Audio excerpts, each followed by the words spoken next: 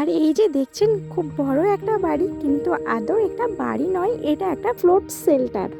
আমাদের সুন্দরবনে কখন নদীর বাঁধ ভেঙে বন্যা চলে আসে সেটা আমরা কেউ বলতে পারি না। হঠাৎ আমরা এখানে আশ্রয় নিতে পারি, তার জন্য প্রত্যেকটা জায়গায় একটা করে ফ্লোট শেল্টার করে দেওয়া হয়েছে। তাই আমরা এখানে আশ্রয় নিতে পারি বন্যার সময় বা কোনো প্রাকৃতিক দুর্যোগে আমরা এখানে এসে আশ্রয় নিতে পারি। আর ক্যামেরার পিছনে থাকা মানুষগুলোকে একটু সামনে নিয়ে চলে এলাম।